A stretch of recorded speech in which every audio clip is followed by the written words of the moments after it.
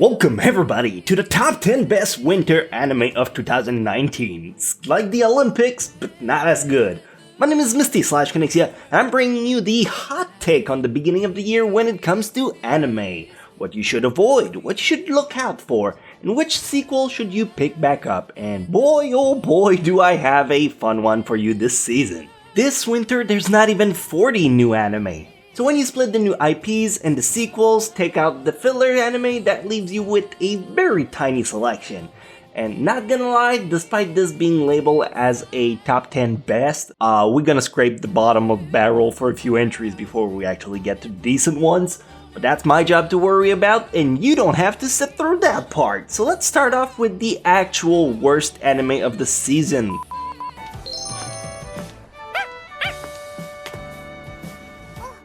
And that spot belongs to Pastel Memories. The only reason Pastel Memories is mentioned is so you know to stay away from it. I legit fell asleep mid-episode. This anime is an action sci-fi adventure, but you could have told me it's a slice of life comedy and I would have believed you. The first episode is yawn-inducing, uneventful. The characters look like a generic ripoff from other anime. Like seriously, tell me that's not ripped off from Tsubasa Hanekawa from the Monogatari series? Yeah, I didn't think so.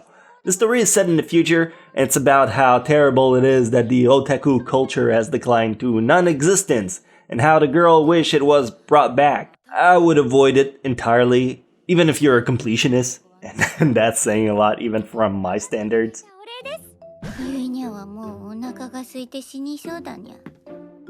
This video is sponsored by MiHoYo and their awesome mobile game Hawkeye Impact 3rd. You guys know that I've been playing this gem since they launched it last year, and it's just as good as it was. Actually, it's even better. This upcoming week, they're launching a brand new patch with loads of new updates. You got Valkyries, Stigmatas, the main story mode, the extras, the event, co-op, Abyss, Samza, never ends. But most importantly, there's God Kiana, aka the Void Harsher. She's my favorite character. She looks regal AF. I mean, how do you not want to play as the ruler of the Void and just blow everything to smithereens? The battle system is in real time, it's super engaging, the visuals are so stunning it matches those on PS4, but most importantly, the game is free to play. Check the link in the description to start playing today. This is my favorite game on mobile, and I still play it 1 year after it launched. I hope it tells you how genuinely good it is, but now let's start off this list for real.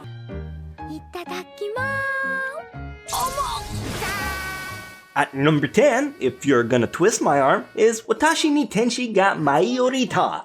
The first anime I'm putting at the end of this list kinda conflicts with me. In Wataten, you have a college girl, aka an adult, who falls madly in love with a 5th grader. A 5th grader is usually 11 years old. You see the problem I have with this? She makes her snacks in exchange of getting the girl to dress up in cosplay she makes. I'm sure the anime means it like a pure kind of love, but I can't help but getting pedophile vibes from it. Like, humor me, what if she was a dude? Yeah, does it make it less creepy? Does it make it more creepy? That's gender stereotype. The anime brings back PTSD from Uza-Maid, which had nearly the same premise. I get moe, I get finding a little girl cute, but can you like not fall in love with her? Maybe? As a dad? It kinda creeps me out.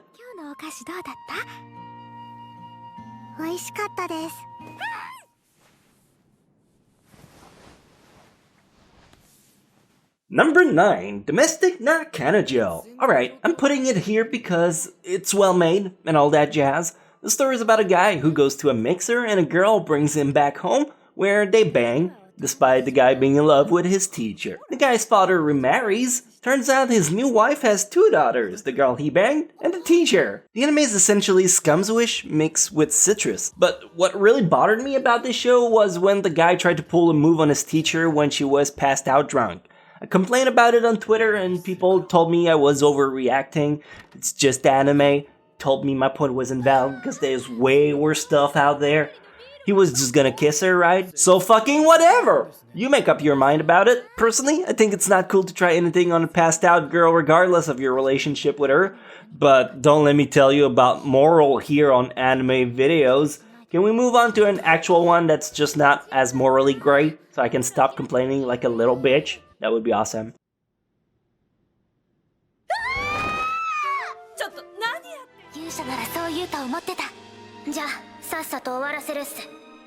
Number 8. Endro. Sorry about the last two, got kind of worked up over them, so let's brighten the mood with this one. Endro is a light-hearted tale about a group of 4 carefree girls going on a fantasy adventure to slay the Demon King. The best way I can depict it is, imagine the world of Konosuba with the characters of your camp, but without any of the stuff that makes either stand out with their greatness. It's moe characters in a fantasy setting fawning over cute stuff. The artwork is neat, it's pastel-like, seems like something I could recommend to younger viewers, but I think it'll lose the attention of the older audience with its lack of engaging storyline and predictable outcome. But at least this one doesn't have rapey vibes in it, so it's about even, I'd say.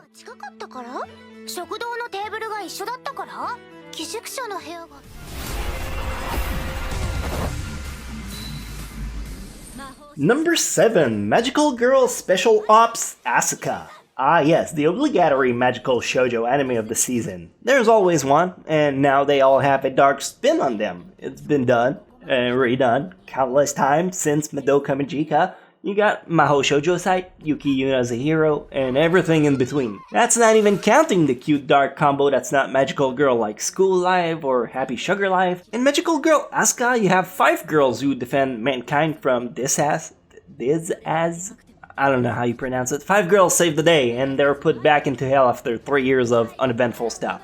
In contrast, is still the same, cute, with gore. Visually, it's a bit sloppy. Characters' outlines are often almost unfinished. There's bursts of good animation and shitty CGI in the background, like 2 characters walking with the same animation. Could get better, but I don't hold much hope for it.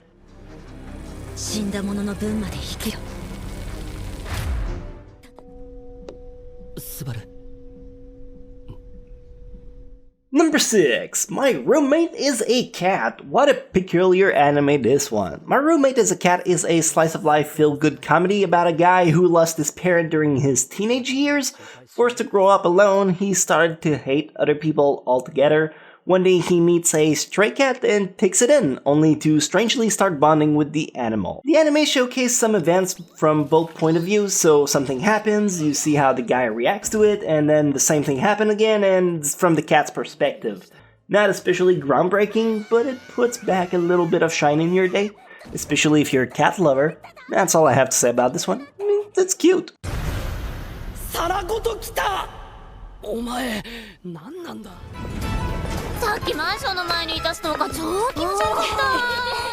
Number 5. The Quintessential Quinta. I'm not generally one for harem rom-com because I find them utterly predictable. Here's the thing. It always ends in either 2 ways. Either the main character doesn't choose a girl, or, and this is the important part, he will always pick the first girl he interacts with in episode 1. Boom, glass shattered. Sorry, I didn't mean to ruin rom-com for you too.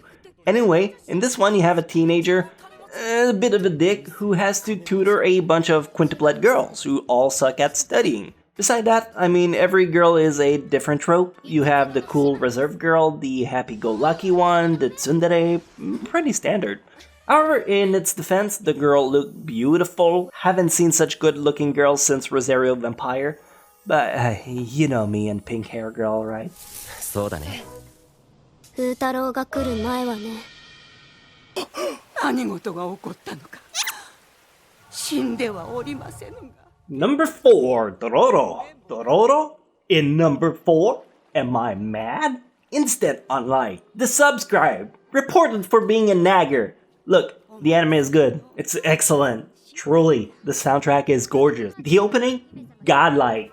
Put it first in your top 10 list, nobody's gonna argue with you. They're all gonna line up to suck your dick like you're a priest in elementary school. That got way too dark, way too fast. The story is about a dude who makes a pact with the demons to bring prosperity to his land, but in exchange he trades his firstborn. When the kid is born, he's all demon-like, so they toss his ass in the water. 15 years later, he's a prosthetic fighting samurai that takes out fellow demons. The premise is cool, but it's a historical anime, and historical settings just don't work for me, no matter how good of a story it is. If that don't bother you, you got yourself an anime of the season right here.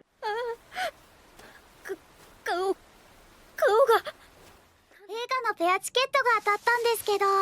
Number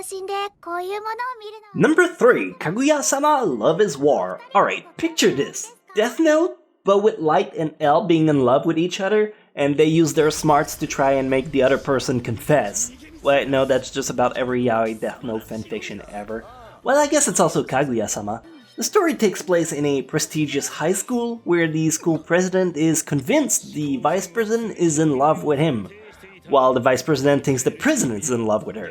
So they pull up scenarios to try and have the other confess their love to them, and it is hilarious. It's psychological warfare in a very comedic light, with a nitwit in the middle that just shuffles all the cards all the time by throwing monkey wrenches between the two. It's kind of wholesome and comedic in a way, but it's more of a try it to see if you like it. Personally, I'm a big fan of it right now.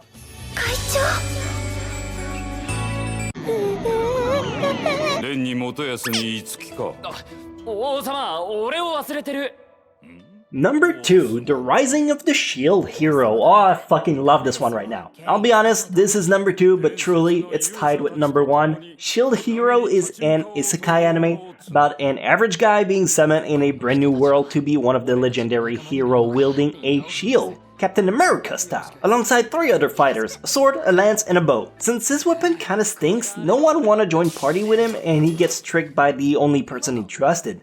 Now, stuck in this world, having no one to trust, he has to build up his level and fight off the calamity plaguing this world. Right now, I'm devouring the episodes as they come out, and I just enjoy everything about it. Sure, the first episode was super predictable, but I didn't mind it. The starting at level 1 trope really appealed to me, and compared to Sword Art Online, they don't rush the first level, which was my biggest gripe with the original show.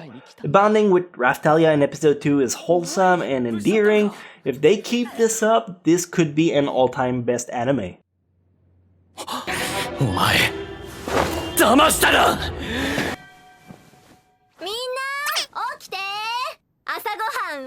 And finally, number 1, Promise to Neverland. Can you believe there are some people out there who don't like this show? Not me, I fucking love this anime. It's a bit hard to talk about it without spoiling a nice twist in the show, so I suggest you pause the video and go watch the first episode if you haven't at this point, but you gotta be back after, alright? You good? Alright, so personally, survival anime are a real guilty pleasure for me. This is shaping up like such a good show. You got kids in an orphanage who are being groomed to become food for demons, and I'm guessing they're gonna plan their escape after this. It's fast-paced just the way I love it, it's got interesting characters, the voice acting is great, and even the facial expression. While someone would say they're over the top, I'm very fond of them. It reminds me of Higurashi. I mean, I'd rather have that than your average stoic Sasuke who doesn't give a crap, but that's just my take on it. And that's just my opinion, and it's only based on the first episodes of each show, cause that's what's available right now. I'm sure they're gonna shuffle ranks with more content down the road, but at the moment, that's all there is. However, we're not entirely done yet. While we did cover the new IP, there's always room for the beloved lightning rounds of sequels. Yeah, I know you only stay around for those, so let me do them justice. Number 10, Manaria Friends, another weird spin-off of Shingeki no Bahamut, except it lost all the charm it had from the original. Number 9, Kimono Friends Season 2. People hated the first season at first, then it got good, now people hate Season 2, so I expect it to become good again. It's a pattern, don't worry about it. Weed out the idiot first. Number 8, Boogie-Pop wa Wara wa Nai, the Japanese version of the Boogeyman, or whatever it is trending these days. The Bye Bye Man? Who the fuck comes up with these titles? Number 7, Bang Dreams Season 2. Remember when you dreamt of banging teenage idol girl? Well, you can do it again in the sequel. What? That's not what the title mean? Number 6, 3D Kanojo Real Girl Season 2. A hopeless dude that keeps pushing away a girl that tries to befriend him. What's the tag for this anime? Romance school? Shoujo? Yeah, I'm gonna go ahead and add fucking fantasy to this list. Number 5, Fukigen na Mononokean Season 2. A comedy about Japanese folklore. Nobody talks about it because it's pretty niche. Rightfully so. I know it's all white noise for you. Number 4, Piano no Mori Season 2. A literal bastard and a pampered guy both love piano, so obviously I hate the show, cause piano. Don't worry if you don't get it, this is a joke for people who've been watching my shit for a long time. Yeah, I still hate those fucking pianos, I haven't forgot. Number 3, Date A Life Season 3. Took 5 years, but we finally got a sequel of Girls and Robot in Love. Do you think they come with AA batteries or that's just vibrator? I'm asking for a friend. Number 2, Kakigurui Season 2. Girl make orgasm face as she gamble is back to double down. I don't know, that's the best joke I could come up with for this one. And finally, number 1, Mob Psycho 100 Season 2. The anime went from extremely badass to wholesome cute between episode 12 and 13, and it still managed to be the best of the season. I don't know why. And those are all the good reasons why you came to watch this video. In a nutshell, personally, my attention is pretty much on Rising Shield Hero, Neverland, and Mob Psycho. The rest, I'm gonna wait until it's done airing before I start watching them. Still gotta catch up on last fall anyway. Don't forget to check out miHoYo's mobile game Hawkeye Impact 3rd with the first link in the description. If none of the anime for this season interests you, at the very least you're gonna have one hell of a cool game to play. Don't believe me? Try it out for yourself. It's free to play, but be careful because it's super addictive.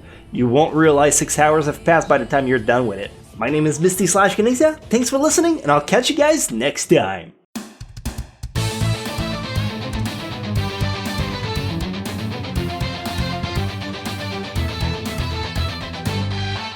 Hard times, I've been on the wrong side, I've been ashamed. So many memories, you know I'd like to change.